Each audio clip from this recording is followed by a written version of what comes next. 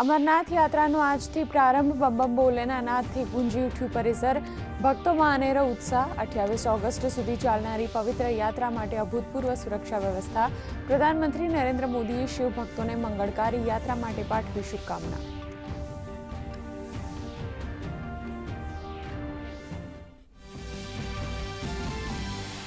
નાણામંત્રી નિર્મલા સીતારમણે ફ્રાન્સના પેરિસમાં ભારત ફ્રાન્સ બિઝનેસ રાઉન્ડ ટેબલમાં લીધો ભાગ. એઆઈ અને ડિજિટલ ટેકનિકમાં બંને દેશો વચ્ચે સહયોગ વધારવા પર મુકાયો ભાર. ફ્રાન્સના રોકાણકારોને વિકસિત ભારત 2047માં સહભાગી થવા નાણામંત્રીએ આપ્યું આમંત્રણ.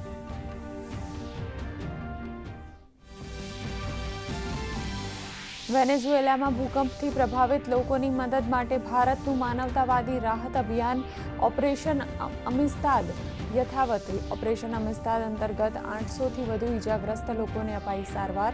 ભારતીય સેનાની મેડિકલ ટીમ સક્રિય.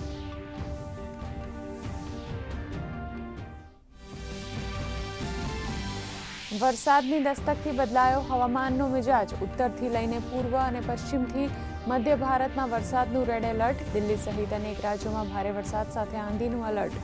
મુંબઈમાં ભારે વરસાદથી જનજીવન પ્રભાવિત.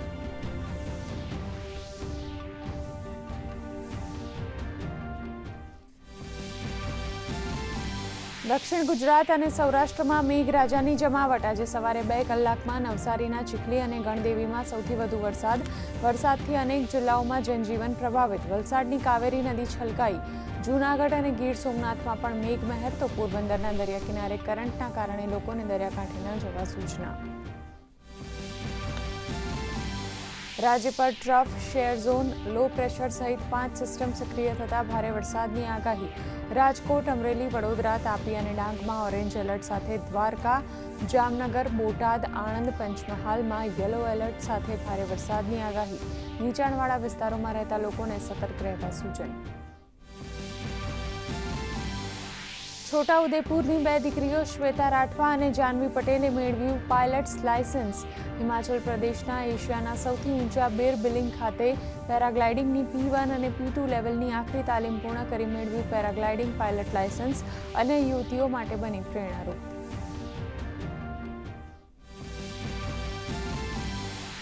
ડાંગ જિલ્લાએ ટ્વિન પીટ શૌચાલય પદ્ધતિ દ્વારા દેશ સમક્ષ સ્વચ્છતાનું સર્વશ્રેષ્ઠ મોડલ કર્યું રજૂ. આદિવાસી પરિવારોએ વૈજ્ઞાનિક અભિગમ અપનાવી સરકારી પ્રોત્સાહનથી ડાંગના 95% ઘરો જોડાયા આ પદ્ધતિમાં. વર્ષ 2014થી શરૂ થયેલા આ મહાઅભિયાન અંતર્ગત 51,000થી વધુ ટ્વિન પીટ શૌચાલયોનું સફળ નિર્માણ. કારોબારી સપ્તાહના અંતિમ દિવસે ભારતીય શેર બજાર ખુલ્યું ગ્રીન ઝોનમાં. સેન્સેક્સ 650 પોઈન્ટ વધીને ખુલ્યો તો નિફ્ટીમાં પણ 200 પોઈન્ટનો ઉછાળો. આઈટી અને મેટલ શેરોમાં સૌથી વધુ ખરીદી. સોના ચાંદીના ભાવમાં આજે પણ વધારો. ક્રૂડ ઓઇલ પણ ગ્રીન ઝોનમાં.